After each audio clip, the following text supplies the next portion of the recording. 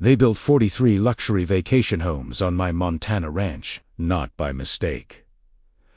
On purpose, I inherited 62 acres from my grandmother in 2019, paid off, pristine grassland, worth $8. $7 million. I couldn't visit for 4 years cancer treatment. Divorce. 2 kids in crisis. When I finally drove up last September, I found a gated resort where cattle used to graze. Stone gates. Private. Security. Families unloading at $500,000 homes. The HOA Presidenta woman who wore Cartier bracelets like weapons told me I was a delusional squatter. Said her lawyers confirmed the land was abandoned, so adverse possession made it theirs. She'd collected $29 million in sales. Here's what I did. Absolutely nothing. Let them finish landscaping.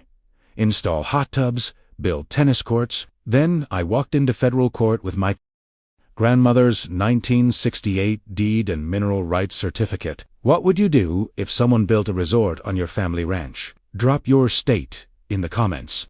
My name's Barbara Flynn. I'm 47, geology engineer, divorced mom of 2. I drive a 2011 Ford Escape that needs new brakes. Nothing special about me except this: my grandmother, Ruth Flynn, left me 62 acres of Montana grassland worth $8 million. And underneath that land, mineral rights to potential copper and gold deposits worth tens of millions more. Grandma Ruth bought that ranch in 1968 for $12,400 cash. Depression-era woman who kept every receipt in a fireproof safe. When she died in 2019 at 94, she left me the property with one note. Barbara, this land kept our family fed through 3 recessions. Don't let anyone take what 5 generations fought to keep.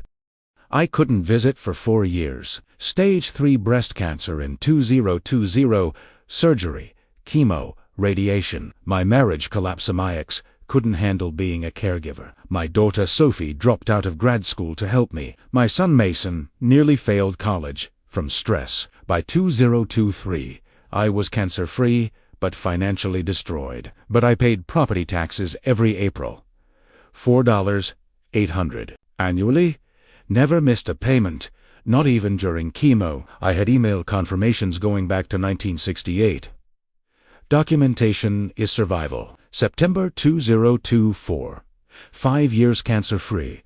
I drove up to scatter Grandma's ashes, turned off Highway 287, and my heart stopped. The grassland was gone. In its place, 43 Mediterranean vacation homes with stone facades. A sign read Mountain Vista Estates of Sterling Luxury Community. I checked GPS 3 times. Same coordinates. This was my land. At the security gate, a guard stopped me. Residents only. I own this property, I said, showing photos of Grandma's deed. He smirked. Sure you do, ma'am. Please turn around. A white Tesla pulled up. Out stepped Victoria Sterling, mid-50s, Botoxed face, white linen, jewelry that could pay college tuition. She scanned me. Weathered Ford, Target jeans, chemo-damaged hands. How charming, she said. Sweetie, if you need housekeeping work, I can give you a number. My face. Burn it. I'm the legal owner. My grandmother Ruth Flynn bought this in 1968. Victoria scrolled her phone. Our title company did forensic research. Land was abandoned for years. Montana adverse possession law makes it ours. Not if property taxes were paid, I interrupted. Her smile sharpened. Adorable. You know, just enough to be dangerous. She handed me a card. Andrew Keller, our attorney. He'll explain why your claim is frivolous. How many sold? I asked. All 43. $680. 0 each. That's $29. Those million. Families arriving for Thanksgiving. She photographed my license plate in case you vandalize anything. We have 4K cameras and armed patrol. She leaned closer. People like you don't win against people like us. We have resources, lawyers, connections. What do you have? A 2011 Ford and a dead grandmother's fairy tale. I drove away shaking, pulled over 3 miles down the road. That night, I spread Grandma's documents across my kitchen table. The 1968 deed, 56 years of tax receipts, survey maps, and something Victoria didn't know existed. The mineral rights certificate. Grandma had purchased everything underneath Cooper and Gold. Deposits worth potentially $40, 60 million. Monday morning, Andrew Keller's receptionist offered me $25, zero, to sign a quitclaim deed. $25,000 for $8. 7 million in land, plus $50 million in mineral rights. Tell Mr. Keller. I'll see him in court, I said. My friend Caroline gave me one name. Lydia Chun. She'd destroyed a railroad company in a Montana land case. Consultation fee, $600 on my maxed credit card. Lydia's office smelled like leather and bergamot tea. She was 60, silver hair, reading glasses. She listened without interrupting, taking perfect notes. "Show me everything," she said. I pulled out tax receipts, deed, survey maps, Grandma's 1968 purchase agreement with mineral rights circled in red. Lydia reviewed every page. Her expression shifted to something like excitement. Montana adverse possession requires 5 years continuous possession. Did Victoria pay taxes those 4 years? No. Primera A, B. Proof I paid every year. Then their claim is dead. She closed the folder. But here's what you're going to do, and you'll think I'm crazy. Let them finish construction. What? If you stop now, they declare bankruptcy. Your land gets tied up in 5-year litigation with 43 families suing everyone. But if you let them finish, you own 43 completed homes. They've committed textbook fraud. They'll settle or face prison. She pulled out another document. Plus, mineral rights. That's the nuclear option Victoria doesn't know about. Those homes sit on land where you could legally start mining tomorrow. How much? $50,000 in legal fees. But when we win, the court awards damages and attorney's fees. You'll own the homes or get millions in settlement. I had $8, 400 pulgadas. Savings. Sophie was waiting tables. Mason had extra student loans. Cancer had bankrupted me once. I'll figure it out. One last thing, Barbara. Don't contact Victoria. Don't post on social media. Tell only your kids. In property litigation, surprise is worth more than gold. September bled into October. I drove past Mountain Vista twice a week, parking on public road with my phone camera. Running. Construction crews everywhere. I documented everything time-stamped. GPS-tagged photos. Week 3. Victoria spotted me. 20 minutes later, a sheriff's cruiser pulled up. Deputy Morgan, young, uncomfortable. "Mrs. Sterling says you're harassing her.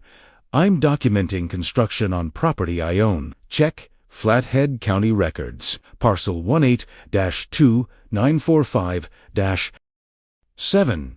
If there's a dispute, that is a civil court. But if she calls again, I'll have to take action." Translation: she donates to the sheriff. You don't. By November, families arrived. Teslas, Range Rovers, kids on scooters, Christmas lights. These weren't villains. They were people who believed they'd bought the American dream. Thanksgiving week, Victoria sent. Certified letter. Legal threats: stop trespassing or we'll sue. Photo of my Ford license plate circled in red marker. I drove to Lydia's office in Missoula. She read it and laughed. They're documenting their own fraud. Every letter, every photo, it's evidence. They knew there was a dispute and kept building. This is beautiful. Doesn't feel beautiful. You are being stalked, but do nothing. Let them generate evidence. We file in January when their guard is down.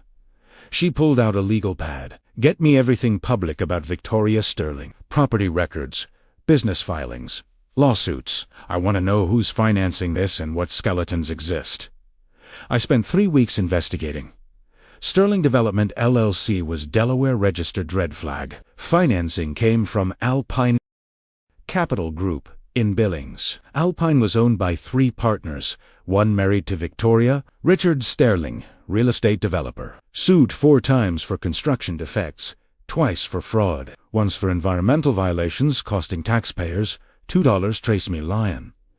Every case settled quietly, records sealed. This was a family business. A pattern. The Flathead County Permis listed my land as formerly tax delinquent, acquired via adverse possession claim filed April 2024. But you can't just claim adverse possession, you need court judgment first, then record it before selling property. They'd skipped that step, filed claim, immediately started selling homes. That's not a mistake, that's premeditated fraud. I sent everything to Lydia. She called 30 minutes later. Barbara, this is better than I imagined. Richard Sterling has a pattern. If we prove he knew about your ownership and proceeded anyway, this becomes criminal fraud. December 8, Flathead County Code Enforcement called Tom Benson, exhausted government worker. Ms. Flynn, report says you're operating an illegal waste dump on your parcel. What? I don't live there, complain Ajehes. Construction debris, abandoned vehicles, hazardous materials. Fines start at $750 daily. I drove up that afternoon. Phone recording. Tom Benson inspected everything. Came back, shaking his head. Nothing here. Someone filed false report. Who? Anonymous tip through Sterling Development as concerned neighbor complaint. Tom looked at me. Off record, I've inspected 8 Sterling projects across Montana. Every one had mysterious complaints against neighbors before permits approved. It's a pattern. He handed me his card. If you need witness statement, call me. Victoria wasn't just stealing my land. She was trying to bury me in bureaucratic warfare while finishing construction. But every move she made was evidence. Every threat, every false report, every intimidation tactic was being documented and added to a legal case that would destroy her. By Christmas, 38 homes occupied. Families hung lights. Kids built snowmen. Smoke rose from chimneys. And I had a court date. January 15. January 4, 11 days before court, I got a text from Sophie at 11 p.m. Dad, did you get arrested? Someone posted on Facebook, you're harassing families. It has 800 shares. My stomach dropped. I opened Facebook, hadn't used it since my divorce. Found the post immediately. Pinned in Boulder County Community Watch Group.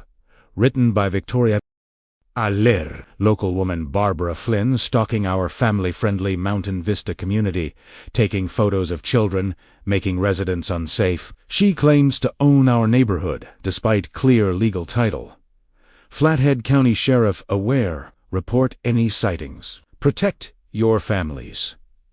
Comments were vicious. People calling me predator, suggesting I belonged on a registry. Someone posted photo of my Ford with license plate visible. Caption, this is her truck. Stay safe. My hands shook. I called Lydia. She answered, first ring. I saw it. Don't respond. Don't comment. Don't defend yourself. She's calling me a pedophile. Lydia. Sophie's crying. Mason called, asking if I'm going to jail. I know. It's defamation and we're adding it to the lawsuit. But if you engage, you look guilty. Let me handle this. Her voice softened. Dakota, this is what desperate people do. She knows we filed. She knows her attorney sees evidence. This is a Hail Mary to discredit you before trial. It's working. I've gotten 12 messages from high school friends asking what's going on. Good. Screenshot everything. Every share, every comment, every message. It's all evidence of malice. I spent 3 hours documenting. By midnight, 847 shares. Someone created hashtag. The next morning, my boss called me into his office. Martin Exnevy. Good guy who'd hired me 14 years ago. He closed the door. Barbara, I got a call from a potential client. They Googled our firm and found a situation with your name. My chest tightened. The Facebook post. Yeah. They're a school district. Nervous about optics. They asked if you'd be on the project. And you said... I said you're on personal leave pending resolution of a legal matter. Effective today. He pulled out an envelope. Paid leave. 2 weeks. If this resolves, you're back immediately. Walking to my Ford, I passed Jenny from accounting. She'd always been friendly, brought cookies at Christmas. She saw me coming and crossed to the other side of the parking lot.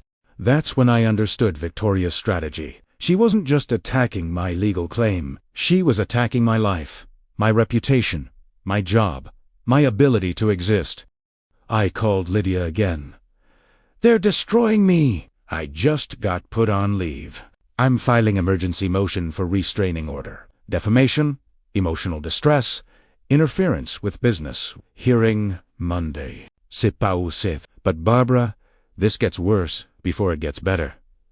If you want to walk away, I'll negotiate settlement. Maybe $500,000. You can start over. I thought about Grandma's note. Don't let anyone take what's yours. No, I said. We finish this. January 7th, someone spray-painted pervert on my garage door.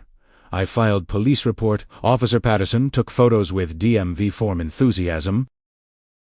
Any idea who? Check the Facebook post. Probably someone who believed it. Will increase patrols. That night, I slept with a baseball bat next to my bed. January 9, 3 days before court, Sophie called crying. Someone sent her the Facebook post with message. Your mom's a creep, and everyone knows it. I drove to Fort Collins. Found her and her roommate both looking at me like I might be radioactive. Mom, just tell me the truth. Are you really stalking people? I explained everything. The land, Victoria, the lawsuit, the houses. Showed her grandma's deed, tax receipts, Lydia's filings. Sophie read through them. Her face changed from fear to fury. So she's lying about everything. Everything. Then we fight back. Lydia says wait for courts. Sophie shook her head. Mom, you've played defense your whole life. Divorce, work, everything. Just once, hit first. Her words stuck. January 11, night before court, I got text from unknown number. Drop the lawsuit or everyone finds out what you really are. I forwarded to Lydia. She texted back.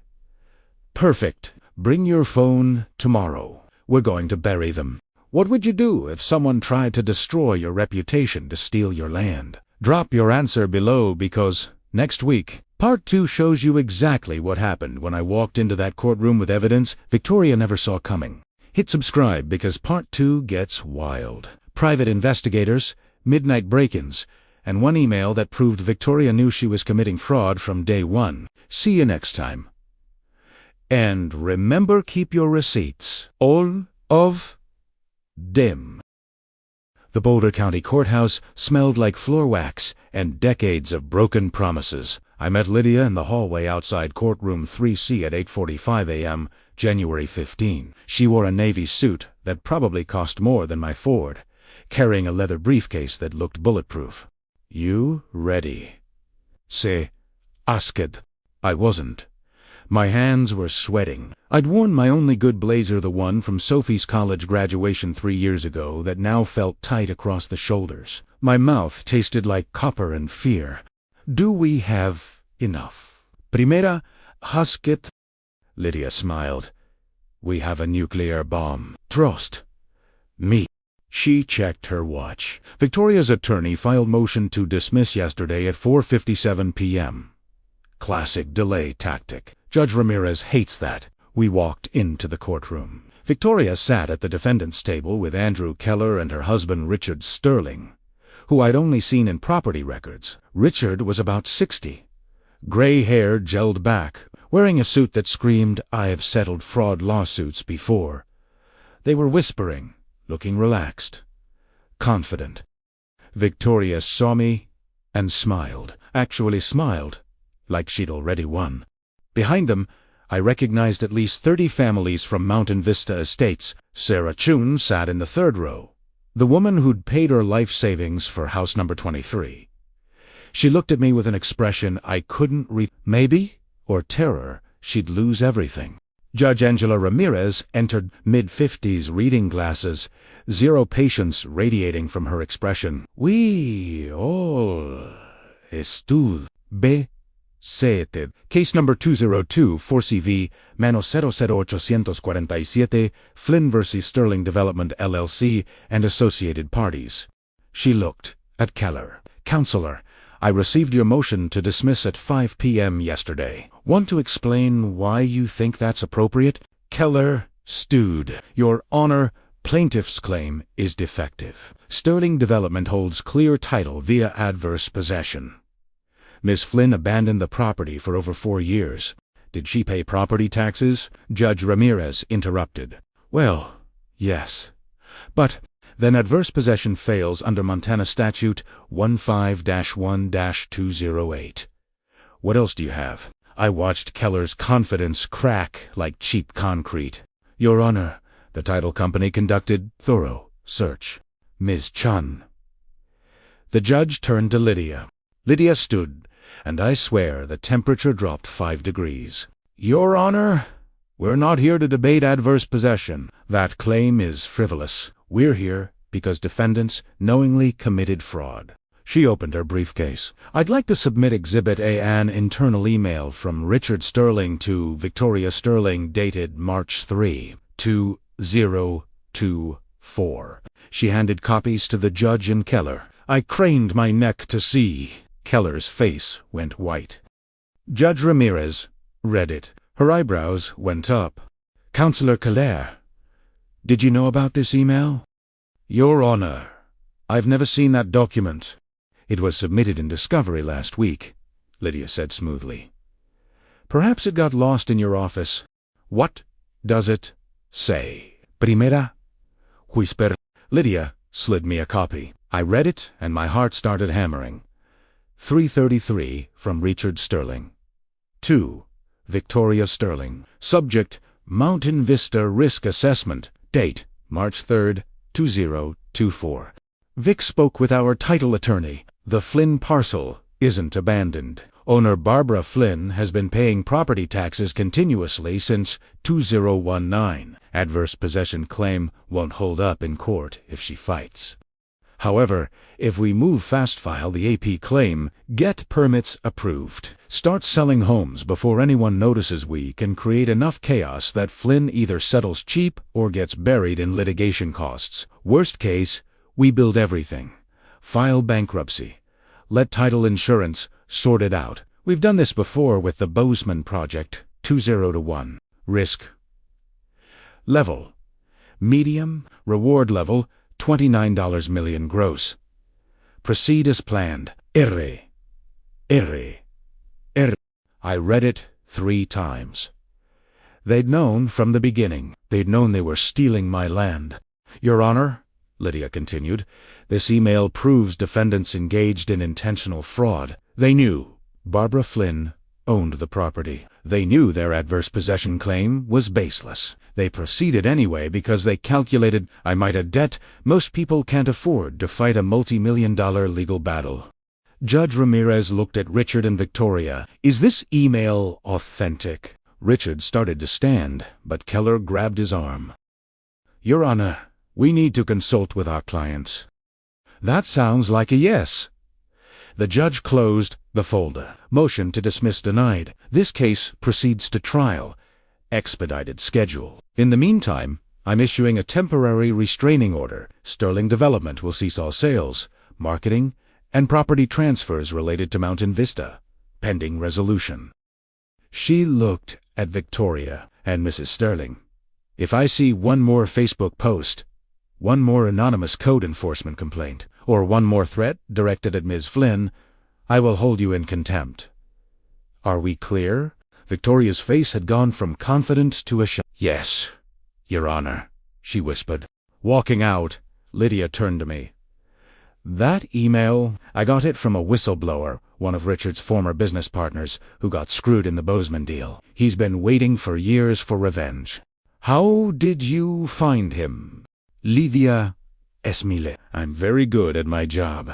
For the first time in months, I could breathe. That night, I bought whiskey I couldn't afford and sat on my apartment balcony watching snow fall over My phone buzzed every 5 minutes. Sophie, Mason, Carolyn from Missoula. Even my ex-husband David, sending a cautious herd, "You had a good day in court." But the message that mattered came from Lydia at 9:47 p.m. My office tomorrow 10 a.m. Bring coffee. We're building the kill shot. I showed up at 9:30 with 2 large coffees and donuts. Lydia's conference room had a whiteboard covering one wall, already half filled with dates, names, and arrows connecting them like a conspiracy map. You brought donuts? She grabbed a glazed one. I like you more now. What's all this? Primera, ask it. This is how we turn your property dispute into a criminal referral. She tapped the board with a marker. The email was the grenade. Now we're bringing artillery. She'd spent the previous evening tracking down every project the Sterlings had touched in the last decade, 7 total, all in Montana mountain towns, all following the same pattern. Find land with unclear title or elderly owners, file aggressive claims. Build fast, sell faster. Let insurance companies clean up the mess. They're not developers, Lydia said. They're land pirates with LLCs. But my case was different. I had documentation, grandma's meticulous records going back to 1968. Most victims were old, poor, or didn't keep records. They either settled cheap or lost in court. You can prove everything, Lydia said. Plus, you have mineral rights. That's the nuclear option Victoria doesn't know about. She pulled out a legal pad. Here's the strategy. Phase 1. Discovery. We depose Richard, Victoria, their title company, their lender, every contractor who pulled a permit. Someone always cracks. E. Remembered my divorce attorney, explaining depositions in a room, answering questions under oath, while a stenographer types everything. People think they can lie, but lawyers like Lydia ask the same question 17 different ways until you contradict yourself. Phase 2, she continued. We file amended complaint, adding RICO charges. RICO? Like the Mafia. Racketeer Influenced and Corrupt Organizations Act. If we prove pattern of fraud across multiple projects, it becomes federal, and federal means treble damages. She wrote on the board, $29 $2 million x3 equals $87 $6 million. That's what they're looking at if they lose. My mouth went dry. Can they even pay that? No. Which is why they'll settle. But here's the beautiful Patrichard and Victoria personally guaranteed construction loans. If Sterling Development goes bankrupt, lenders come after their personal assets. Houses, cars, bank accounts, everything. She was enjoying this. What do I need to do? Primera, ask it. 3 things. First, map every visit you made to the property. Dates, times, witnesses. Deputy Morgan Tom Benson from Code Enforcement. Anyone? I pulled out my phone. I've been keeping a log since September. Smart. Second, we need allies. Anyone hurt by the Sterling's former employees, contractors who didn't get paid. Neighbors. I want a list. I thought about Tom Benson's comment. Every Sterling project had complaints against neighboring landowners. I know where to start, I said. Third, Lydia leaned forward. This goes public. Not Facebook. That's Victoria's playground. We're talking local news. I have a contact at Channel 7 Missoula who loves corporate fraud stories. Patricia Hughes, investigative reporter. 2 Emmys for taking down a slumlord and a corrupt county commissioner. You want me on TV? I want us on TV. You, me, and every family who bought a home thinking they were getting the American dream. Because here's the thing, Barbara, those 43 families aren't the enemy. They're victims same as you. She handed me a folder. Deposition schedule. Richard goes first. Next Thursday. You need to be there. I want them to see your face when they're forced to tell the truth. I opened it, saw the questions Lydia planned to ask. It read like a murder weapon. "When this is over," I said, "how much will I owe you?" "Less than you think. When we win, the court awards attorney's fees.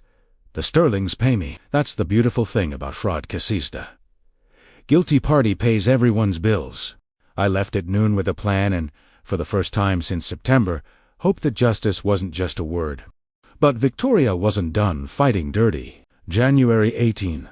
I woke to my daughter Sophie calling at 7 a.m., voice shaking.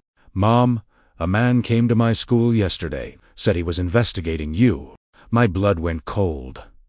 "What happened?" "He talked to my principal, asked if you were stable, if there were incidents, if I felt safe around you." "Mom!" My principal pulled me aside after and asked if there's something I should know. "What was his name?" He gave me a card. Thomas Brennan, APES Investigations. I wrote it down. "Sophie, don't talk to him again. If he comes back, refer him to Lydia. I'll handle this." After we hung up, I called Lydia. Got voicemail, left a message that probably sounded unhinged. She called back at 2 p.m. "I know. They hired a pie to dig up dirt. It's textbook intimidation. He went to my daughter's school. He's trying to get her questioned by authorities. It's witness tampering, which is a felony." Her voice was ice. "Forward me that business card photo. I'm filing emergency motion tomorrow." But the hits kept coming. January 23. I got email from the IRS. Notice of audit for tax returns from past 3 years, citing irregularities reported by third party. There were no irregularities. I was a W-2 employee with simple taxes. This was harassment. I forwarded it to Lydia. She called immediately. "They're burning bridges." Now, this is what rich people do when they panic. They throw money at problems until problems go away. It's working. I can't afford an IRS audit on top of everything. You won't have to. The IRS complaint is anonymous, but we can subpoena Apex Investigations' client records. If we prove the Sterlings filed false IRS report, that's another felony. January 25, someone leaked the Mountain Vista sales contracts to a Montana real estate blog. All 43 contracts, showing buyers paid $450, $0 to $730, $0 for homes built on disputed land. The headline: "Luxury developer sold homes on stolen property, buyers may lose everything." My phone exploded. Panicked homeowners emailing, calling. Sarah Chun called crying. "Ms. Flynn, please. I used my entire savings for the down payment. My title insurance won't cover this because of fraud allegations. What happens to us?" "I'm not trying to take your house," I said. "I'm trying to stop the people who stole from both of us." "But if you win, do we get evicted?" I looked at my phone where Lydia was texting. "Say nothing specific. The developer will pay for it. You'll own your home. And if they can't." I had no answer. That night, Lydia called with news. "Channel 7 wants to interview you. Patricia Hughes doing segment on predatory developers. Airs February 2, 1 week before trial." What do I say? The truth. You're fighting for your grandmother's legacy. You're not the enemy. The Sterlings are, and every family in Mountain Vista deserves to keep their home. I thought about Sarah's voice breaking. "Set it up," I said. The interview was January 30 at my Kalispell apartment. Patricia Hughes arrived at 2 p.m. with cameraman Steve and enough lighting to film a movie. Patricia was mid-40s, gray streaked hair, practica ponytail, jeans and blazer that said "Bibe," climbed through dumpsters for stories. "Ms. Flynn, I've covered real estate fraud 12 years. Your case is the most brazen I've seen." We sat in my living room, which I'd frantically cleaned that morning. "Patricia?" Reviewed notes. "I'll ask about your grandmother, the property, and what happened. Just talk to me, not the camera." The interview lasted 90 minutes. I told her everything. Grandma's safe. Victoria's contempt. The Facebook campaign. Richard's email. The family's caught in the middle. At the end, Patricia turned off camera. Off record, I contacted Victoria for comment. She threatened to sue me for defamation if we air this. Will you still run it? Patricia smiled. Absolutely. Threats mean I'm onto something. The segment aired February 2 at 6 p.m. I watched alone with beer. I was too nervous to drink. Patricia's voiceover began. She inherited the American dream 62 acres of Montana grassland, but when Barbara Flynn visited her land for the first time in 4 years, she found a nightmare instead. They showed aerial footage of mountain vista, my interview, shots of Grandma's deed, tax receipts, Richard's smoke and gun email. Patricia had obtained county records showing the Sterlings fast-tracked approvals by donating $75. 02, the county commissioner's campaign. The piece ended with me saying, I'm not trying to hurt the families who bought these homes. They're victims too. But if we let people like the Sterlings get away with this, what's the point of property rights? My phone exploded before the segment finished. Sophie called, crying proud tears. Mason texted, You just became a folk hero. My boss, Martin, emailed, Come back Monday, we're proud. But the message that mattered came at 7:15 p.m. from blocked number.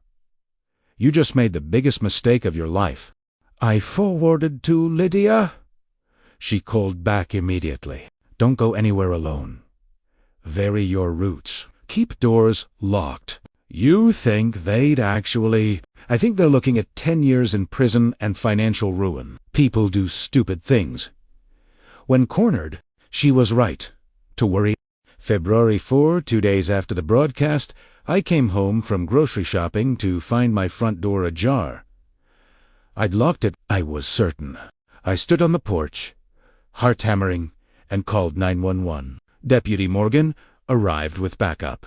They cleared the house, room by room. Nothing stolen, but someone had been inside. On my kitchen table sat a single sheet of paper with 5 words printed in block letters: drop IT or lose everything. Morgan bagged it as evidence. We'll check for prints, but if they were smart, they wore gloves. This is the Sterlings, I said. They broke into my house. Can you prove that?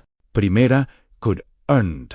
But 2 hours later, my neighbor Carol knocked. She was 70, retired librarian who noticed everything. Barbara, I saw a black Audi SUV parked across the street yesterday around noon. Man in suit got out, walked up your driveway, came back 10 minutes later. Seemed odd.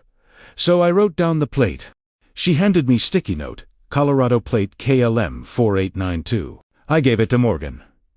He ran it. Vehicle registered to Apex Investigations, Thomas Brennan's company. That's the pie who harassed my daughter, I said. Morgan looked uncomfortable. Breaking and entering is a felony, but proving he did it versus just walking to your door is tough without video. So they just get away with it. I'll file a report. Detective will follow up. But Miss Flynn, you should stay somewhere else until this is over. I spent that night at Sophie's apartment in Missoula, slept on her couch with my phone charging next to me and pepper spray on the table. February 6, 3 days before trial, Lydia called with update. The title company flipped. Rocky Mountain Title is cooperating. They're admitting they knew the adverse possession claim was shaky, but approved it anyway because Richard paid them $65. Zero under the table. They're giving us everything: emails, payment records, recorded calls. So we have them. We have them.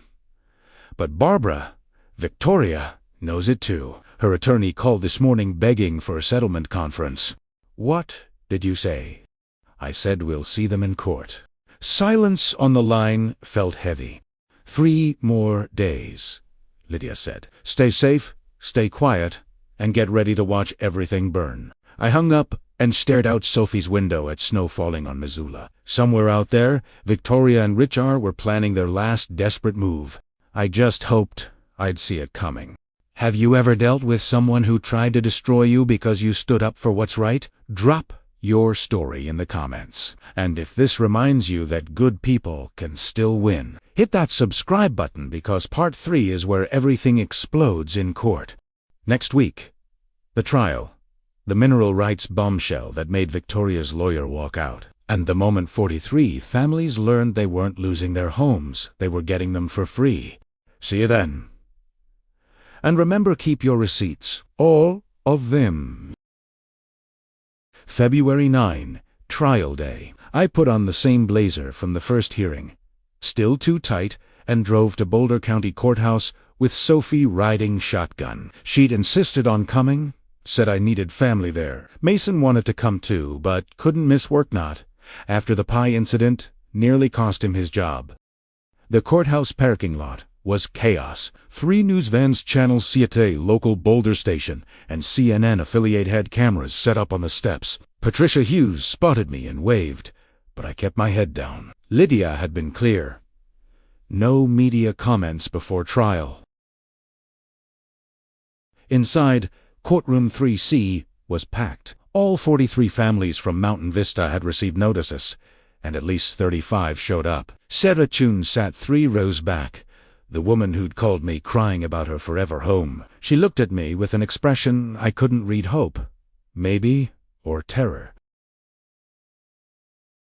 Victoria and Richard sat at defense table with Andrew Keller, Diane Kelso, and 2 more lawyers I didn't recognize. They'd brought reinforcements. Victoria wore a cream suit that probably cost $8.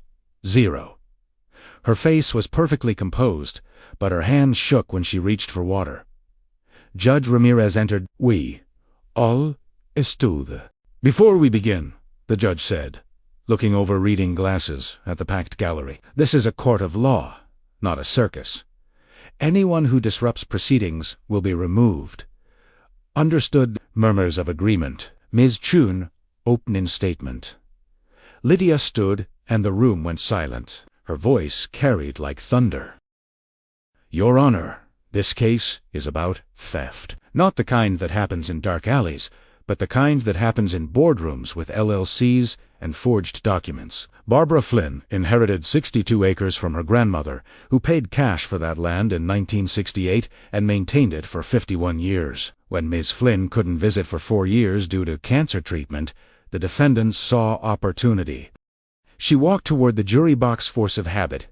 Even though this was bench trial, they didn't just build on her land. They planned it. They researched it. They knew exactly what they were doing.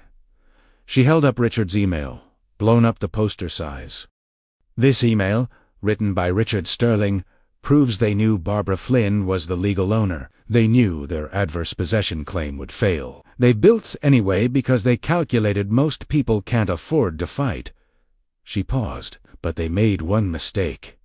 They picked the wrong victim, because Barbara Flynn kept every receipt, every tax payment, every survey map, and she refused to quit. She turned to face Victoria and Richard. The defendants committed fraud. They hired private investigators to harass her children. They filed false IRS complaints. They turned her life into nightmare because she dared to assert her legal rights. Lydia walked back to our table. "Your Honor, we're not asking for mercy. We're asking for justice. And we have the receipts." Safe. Sat down. I exhaled for what felt like the first time in 3 minutes. Diane Kelso stood for defense. She argued the title company made honest mistake, that Richard's email was taken out of context. That adverse possession law is complex and often misunderstood. But Judge Ramirez wasn't buying it. I could see it in her face, the narrowed eyes, the tight mouth. The trial lasted 6 hours. Lydia called Oetna Sisa, title company representative, who admitted taking bribe. Tom Benson from Code Enforcement, who testified about the pattern of false complaints. Deputy Morgan, who described harassment campaign. She entered Grandma's documents into Evansto's lavanda-scented Paris, proving continuous ownership for 56 years.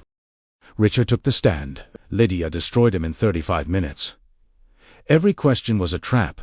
Every answer dug him deeper. By the end, he was stammering, contradicting his deposition testimony, looking to Diane for rescue that never came. Victoria refused to testify. Fifth Amendment? Her lawyers probably begged her not to. She'd have been Then Lydia pulled out the nuclear weapon. "Your Honor, I'd like to submit Exhibit M, the 1968 Mineral Rights Certificate for the Flynn property." Andrew Keller stood up. Objection. Mineral rights aren't relevant to this case. They're absolutely relevant, Lydia said, because the defendants didn't just build homes on stolen land. They built them on land where Ms. Flynn owns all subsurface mineral rights, including potential copper and gold deposits. She handed copies to the judge. I watched Victoria's face go from confused to horrified as she read. A 1985 geological survey estimated these deposits could be worth $40 to $60 million. That means Ms. Flynn could, legally, start mining operations tomorrow. Those 43 homes would be sitting on top of an active mine. The courtroom erupted. Families gasping. Someone shouting, "What does that mean?" Victoria grabbed Andrew's arm, whispering frantically. Judge Ramirez banged her gavel. "Order," Lydia continued calmly. "Of course, Ms. Flynn has no intention of mining, but this illustrates the catastrophic negligence of the defendants. They didn't just steal land, they sold homes on property where they had no authority to build anything, where the actual owner holds rights that could make those homes uninhabitable." She looked at Victoria, and they knew, or they should have known, if they'd done proper tittle search. Diane Kelso stood. "Your Honor, we need a recess to consult with our clients." "Deny, Miss Chun. Continue." Lydia smiled. "No further questions. Your Honor, the evidence speaks for itself." At 4:30 p.m., Judge Ramirez announced she'd issue ruling within 48 hours. We filed into the hallway. Families mobbed me, faces full of panic. "Are you going to mine?" Someone shouted. "What happens to our homes?" Sarah Chun pushed through the crowd. "We paid our life savings. Are we losing everything?" I looked at Lydia. She nodded. "You're keeping your homes?" I said loud enough for everyone to hear. "Every single one of you. The Sterlings committed fraud. Not you. You bought in good faith. You'll own your houses free and clear. That's the settlement we're demanding." The crowd went silent. Then someone started clapping. Another joined. Within seconds, 35 people were applauding in courthouse hallway. Victoria walked past, flanked by attorneys. She looked at me once, eyes full of pure hatred, then disappeared into the elevator. Outside, Patricia Hughes caught me on courthouse steps. "Ms. Flynn, how are you feeling?" I looked at cameras, at Sophie beside me, at the Rockies in distance, snow-covered and eternal. "My grandmother's watching," I said, "and she's proud." That night, the clip went viral. 4.2 million views in 12 hours. February 11, Judge Ramirez issued her ruling. We won everything. The ruling was 22 pages, but the first paragraph said it all. The defendants engaged in calculated, systematic scheme to defraud Barbara Flynn of her lawful property through false adverse possession claims, bribery of public officials, and intentional misrepresentation. Such conduct is reprehensible and will not be tolerated by this court. The order gave me full title to all 62 acres, including the 43 homes. It awarded me $8, $7 million in damages for trespass, emotional distress, and loss of use. It required the Sterlings to pay Lydia's legal fee settee, $7.00, and it referred the case to U.S. Attorney's Office for criminal prosecution. Victoria and Richard were done.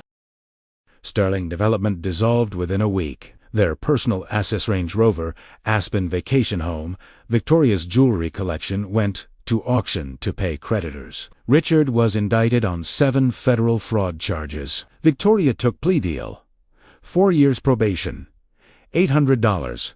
000 restitution. Lifetime ban from Montana real estate development. The title company lost its license. Andrew Keller resigned from his law firm to avoid but the ruling created a new problem. What to wheat 43 families who'd bought homes on my land. I could have forced them out, sold houses myself, pocketed another $29 million. That's what the law allowed. That's what people expected. Instead, I called town hall meeting at Mountain Vista on March 1. All 43 families showed up, cramming into unfinished clubhouse Victoria had promised but never built. Sarah Chun stood in front, holding her daughter's hand. Elderly couple named Rodriguez sat near back, looking terrified. These weren't villains. They were teachers, nurses, electricians, people who'd saved 4 years to buy a piece of American dream. I stood at front with Lydia beside me. "I know you're scared," I started.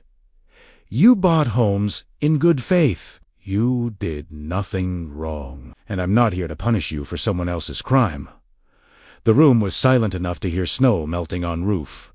"Here's what I'm proposing. I'm transferring ownership of all 43 homes to the Mountain Vista Community Trust, a nonprofit we're establishing today. Each family will own their home through the trust at the price you originally paid. No mortgages, no interest, just what you've already invested." Someone gasped. Sarah Chun started crying. "If you've paid $680, cero, you owe nothing more. If you still have payments left, you finish them to the trust at 0 interest. The trust will use those funds to maintain roads, cover property taxes, and establish scholarship fund for kids in this community." I paused. My grandmother believed land was about legacy, not profit. This is her legacy. The applause started slowly, then built like thunderstorm. People hugging, crying, shouting thank yous. Mr. Rodriguez walked up and shook my hand so hard I thought my shoulder would dislocate. "You're a good woman," he said. "Your grandmother raised you right." The scholarship fund launched in September, the Ruth Flynn Memorial Scholarship, $15, 0 annually, for Montana students studying engineering, geology, or environmental science. Sophie helped me set it up. Said Grandma would have loved that her fireproof safe full of receipts was now funding someone's education. I kept 5 acres for myself at north end of property, the part with old-growth pines Grandma had refused to log. Built small cabin, their 2 bedrooms, nothing fancy. Sold my Kalispell apartment and moved in last October. Wake up every morning to smell of pine and coffee. Watch deer graze outside my window. Sophie visits weekends. Mason brings his girlfriend, a law student. Even David, my ex-husband, came by once with his new wife. Said he was proud of me. That felt strange, but good. Patricia Hughes did follow-up story in December, From Property Theft to Community Triumph, how one woman turned injustice into justice. It won her 3rd Emmy. Last week, Sarah Chun's daughter drew me picture crayon house with stick figure labeled Miss Barbara holding giant deed. It's on my fridge now, held by magnet shaped like Montana. I think about Grandma's note sometimes. Don't let anyone take what's yours. She was right. But what's mine isn't just land or money. It's knowing 43 families sleep safely, because I didn't quit. It's scholarship that'll help some kid who reminds me of myself, broke, stubborn, just trying to build something. It's justice. The real kind. The kind that heals. So here's my question for you. Have you ever dealt with someone who thought they could steamroll you because they had money and you didn't? Drop your story in comments. Let's build a library of how regular people beat corrupt systems. And if this story mattered to you, if it reminded you that good people can still win, hit that subscribe button because I've got more stories like this. Stories about the little guy outsmarting the machine. Stories with receipts. Next week, City Council denied my business permit, so I found the grandfather clause that made me untouchable. See you then. And remember, keep your receipts. All of them. All of them, because you never know when a 1968 deed and a grandmother's love will save your entire world. 6 months after the trial, I'm sitting on my cabin porch, watching sunrise paint the Rockies gold and thinking about how justice feels different than I expected. It's not a Hollywood ending with violins. It's quieter. More like finally being able to breathe after holding your breath for years. My name is Barbara Flynn, And this is how I turned 62 acres of stolen land into something my grandmother would be proud of. But first, let me tell you what happened to Victoria Sterling, because karma, it turns out, keeps receipts too.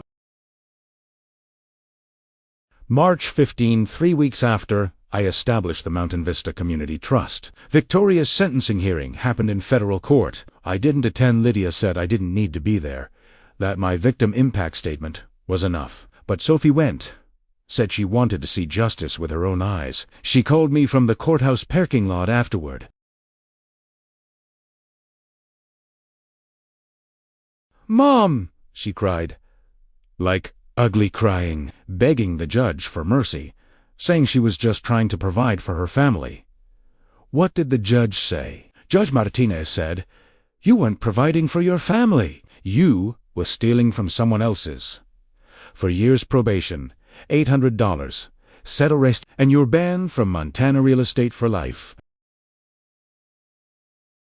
Sophie paused. "Mom," she looked at me when they let her out. Like she knew who I was. She looked ... broken. I should have felt satisfaction. Maybe even triumph. But all I felt was tired. Victoria had spent years building an empire on lies, and now she had nothing. Her marriage to Richard ended 2 weeks after his indictment. She filed for divorce, claiming she'd been deceived about his business practices. Classic. Richard's trial is scheduled for September. 7 federal fraud charges, facing 12 to 15 years if convicted. His attorneys are trying to negotiate plea deal, but prosecutors aren't interested. They want to make an example out of developers who treat property law like suggestions. The day after Victoria's sentencing, something unexpected happened. A FedEx envelope arrived at my cabin. Inside, a handwritten letter on expensive stationery that still smelled like her perfume. "Dear Miss Flynn," it began. "I know you have no reason to read this, let alone believe it, but I need to say I'm sorry. Not the legal sorry my attorneys wrote for court, the real kind." I almost stopped reading, almost threw it in the fireplace, but something made me continue. I grew up poor, trailer park in Billings, single mom who worked 3 jobs. I swore I'd never be poor again. Somewhere along the way, never poor became always richer, and I lost sight of the difference between success and cruelty. I convinced myself that people like you people who inherited land didn't deserve it, that you were lucky, and I was smart, and smart should win. The handwriting got shickier. Toward the end, I was wrong. You weren't lucky. You were loved by a grandmother who worked hard and kept records and believed in legacy. I had none of that, so I tried to steal yours. I'm not asking for forgiveness.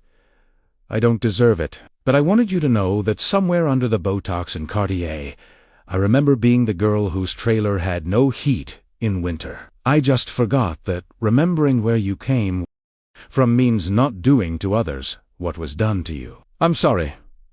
Victoria, I read it 3 times. Showed it to Sophie when she visited that weekend. Do you believe her? Sophie asked. I don't know. Maybe. Does it matter? Sophie thought about it. I guess not. You already won. This is just her trying to lose with dignity. I folded the letter and put it in Grandma's fireproof safe, next to the 1968 deed, not because I forgave Victoria, but because the whole story good and badder deserved to be remembered. The Mountain Vista Community Trust became official on April 1. Lydia handled all the legal paperwork, establishing it as 501c3 nonprofit with 3-person board. Me, Sarah Chun, and Tom Rodriguez, the elderly man who'd shaken my hand so hard at the town hall. Our first board meeting was in Sarah's living room, house number 23, the one she'd cried about losing. We sat around her kitchen table, drinking coffee and planning how to transform a developer's scam into something real. First priority, Tom said, reading from notes he'd prepared, is making sure every family understands their ownership rights. No more confusion about who owns what. Sarah nodded. Second priority, establish maintenance fund. We need money for snow removal, road repairs, emergency situations. Third, IE said. The scholarship fund. My grandmother believed education was the only inheritance that couldn't be stolen. I want to honor that. We decided each family would pay $200 monthly to the trust, less than half what Victoria had been charging in HOA fees. That money would cover property taxes, insurance, road maintenance, and contribute to scholarship fund. No hidden fees, no special assessments. Complete transparency with quarterly financial reports posted online. By May, something remarkable happened. The community started actually becoming a community. Without Victoria's constant threats and arbitrary rules, people relaxed. Kids played together. Families had barbecues. Someone organized weekly hiking group, but the biggest surprise came from the mineral rights. In June, a mining company called High Country Resources contacted me. They'd done geological survey of the area and were interested in discussing mineral rights lease, not purchase lease, meaning I'd retain ownership, but they'd pay royalties for mining rights. Their offer, $2.3 million upfront, plus 15% royalties on anything extracted. Estimated timeline, 12 years of operations. Potential total value, $40.60 million, exactly like the 1985 survey predicted. I called emergency board meeting. This is incredible, Sarah said, reading the contract. Do you know what this money could do? I know exactly what it could do, I said, which is why I want community input before deciding. We held town hall on June 15. All 43 families attended, plus the mining company representatives and environmental consultants. The mining proposal was thorough. They'd build operation 5 miles north of Mountain Vista, use modern extraction methods that minimized environmental impact, and restore land after completion. But they needed access roads across trust property, which meant community would be affected. I won't sign anything without community approval, I told the crowd. This is your home now. You deserve say in what happens. The debate lasted 3 hours. Some families worried about noise, traffic, environmental impact. Others saw economic opportunity, jobs, scholarship funding, financial security. Finally, Tom Rodriguez stood up. He was 73, retired teacher, voice that commanded respect. My wife and I bought house here, thinking it was our retirement dream. Victoria's scam almost destroyed that. Barbara gave us second chance. Gave all of us second chance. Now she's asking our opinion about decision that could make her rich. Et look at me. How many rich people do you know who ask permission before getting richer? The room laughed. Tension breaking. I vote yes, Tom continued. But with conditions. Mining company establishes environmental monitoring fund. They hire locally when possible, and they contribute to Ruth Flynn Memorial Scholarship. The vote was 41-2 in favor. I signed the lease agreement on July 1. The $2.3 million upfront payment hit my account 3 days later. More money than I'd ever imagined having. After paying Lydia's remaining fees and setting aside taxes, I had $1.7 million. Sophie cried when I told her, Mom, you can retire, travel, buy a new car, live anywhere you want. I am living where I want, I said, right here. Instead, I did this. $500, zero to Ruth Flynn Memorial Scholarship, creating perpetual fund that would award $25, zero annually to 5 Montana students, $300, zero to Mountain Vista Community Trust for infrastructure improvements, $200, zero split between Sophie and Mason for their futures, $100, zero to cancer research at the hospital where I'd been treated. That left me $600, zero enough to never worry about money again, but not enough to forget where I came from. The scholarship fund launched with ceremony in August. We held it at my cabin, all 43 families attending plus local media. Patricia Hughes from Channel 7 covered it, calling it the final chapter in Montana's most inspiring property rights story. The first recipient was Maria Rodriguez, Tom's granddaughter, studying environmental engineering at Montana State. She cried accepting the check, said her abuelo had told her about the woman who gave them back their home. I want to be like you when I grow up, Maria said, hugging me. I hugged her back, thinking about Grandma Ruth and how legacy isn't what you leave behind, it's what keeps growing after you're gone.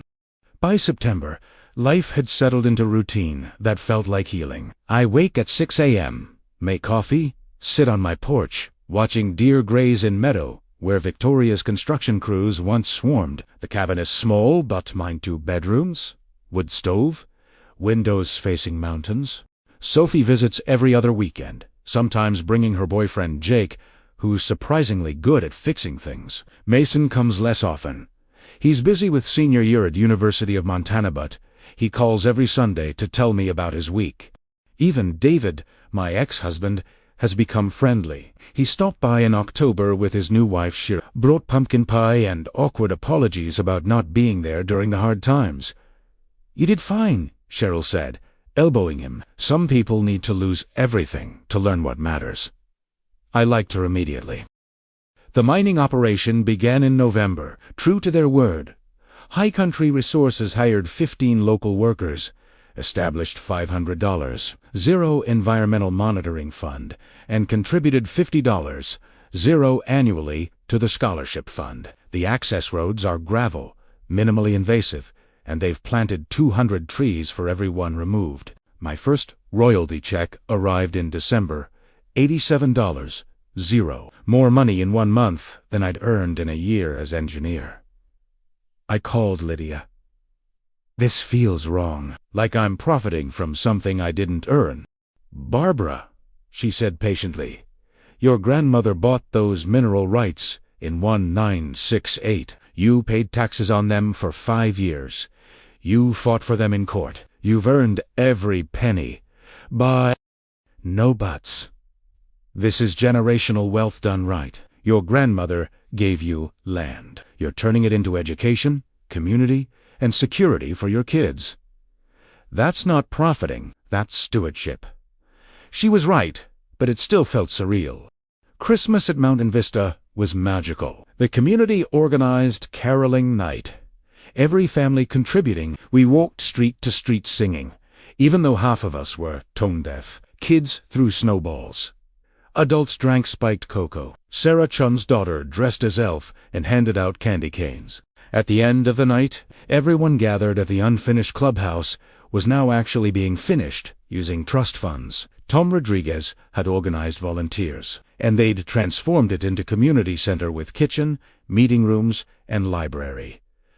"I want to make toast," Tom announced, raising his cup. To Barabara Flynn, who could have destroyed us, but chose to save us instead. To Ruth Flynn, Sarah added, who taught her granddaughter that land is about legacy, not money. "To Justice," someone else shouted. Everyone cheered. I stood there, surrounded by families who'd once thought I was trying to steal their homes, and I realized this was what Grandma had meant by legacy. Not the money, not the land, but the choice to build instead of destroy. New Year's Eve, Sophie and Mason both came to the cabin. We made dinner together, Mason's famous chili, Sophie's cornbread, and sat around wood stove talking about the year. "Mom, I need to tell you something," Sophie said. "I'm going back to grad school. Special education. I want to work with kids who've had trauma." My eyes filled with tears. "Sophie, I learned it from you," she interrupted. "Watching you fight for what's right, even when everyone said you'd lose. If you can do that with cancer and a divorce and an empire trying to destroy you, I can finish my degree." Mason cleared his throat. "I'm applying to law school. Want to do property rights law. Apparently it runs in the family." I looked at my kids, both of them stronger, clearer, more purposeful than before this nightmare started. I understood that the fight had been worth it, not just for the land, but for showing them what's possible when you refuse to quit. January brought closure I didn't expect. Richard Sterling's trial ended with guilty verdict on all 7 charges, 15 years in federal prison, $12 million in restitution. His attorney made statement afterward, saying his client deeply regrets the pain caused to innocent families. I watched the news coverage with Lydia at her office, drinking champagne we'd been saving for this moment. "How do you feel?" she asked. "I don't know. Relieved. Sad both. That's normal. Victory in cases like this is always complicated. You won, but it cost years of your life. I thought about that. The cancer, the divorce, the fear, the Facebook harassment, the midnight break-in. The cost had been enormous. Would you do it again? Lydia asked. Yes, I said immediately. Every time. Because some things are worth fighting for, even when the fight nearly breaks you. February 1, exactly 1 year after Patricia Hughes's first story aired. Channel 7 did anniversary special. Where are they now? The Mountain Vista Miracle. They interviewed families, showed the completed community center, covered the scholarship program, and included update on mining operation. The piece ended with me walking through snow-covered meadow explaining how mineral rights work and why they mattered. A lot of people ask if I regret not just taking settlement money at the beginning, I told the camera. $25,000 and a signature. I could have walked away. I paused, looking at mountains Grandma Ruth had loved. But then 43 families would have lost their homes. A developer who'd done this before would have done it again. And I'd have taught my kids that justice is only for people who can afford lawyers. Patricia asked, "What would you tell someone facing similar situation?" Document everything. Find good lawyer. Don't give up just because they have more money. And remember, property rights exist to protect regular people from powerful ones. Use them. The special ended with aerial shot of Mountain Vista. The 43 homes nestled in Montana mountains. Smoke rising from chimneys. Kids playing in snow. Caption read, "A community built on justice." It got 8.2 million views in 3 days. Which brings me to today. March 1, 2025. I'm sitting on my cabin porch writing this, watching sunrise paint the Rockies gold. Drinking coffee. Sophie sent me fancy stuff from Seattle, she says. I deserve. My Ford Escape finally died last month. I bought used Toyota Tacoma, practical truck for mountain living. Sophie jokes I'm becoming Mountain Barbara, which I guess is true. I don't wear makeup anymore. Keep my hair in practical ponytail, and my wardrobe consists entirely of jeans and flannel. But I'm happy. Genuinely. Bone-deep happy, in a way I haven't been since before cancer. Maybe longer. The community thrives. Last week, we elected new trust board. Sarah's term ended, and she nominated Jennifer Walsh, mother of 3, who'd bought house number 38. Tom Rodriguez is staying on, says he'll serve until he's too old to argue at meetings, which knowing Tom will be never.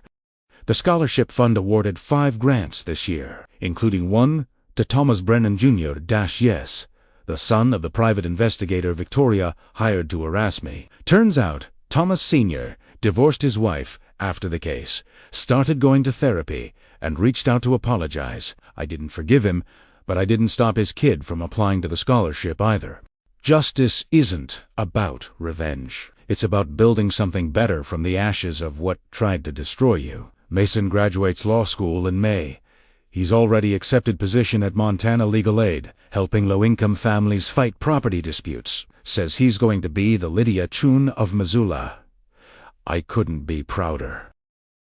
Sophie finishes her master's degree in August. Already has job lined up at special needs school in Bozeman. She asked if she could bring students to visit the cabin sometimes, teach them about nature and resilience, and how my mom saved a neighborhood. I said yes. Of course, I said yes. So here's my final question for you. The one that matters most. What would you do if someone tried to take what's yours? Would you fight, or would you walk away? I'm not saying everyone should do what I did. Legal battles are expensive, exhausting, and there's no guarantee you'll win. But I am saying this.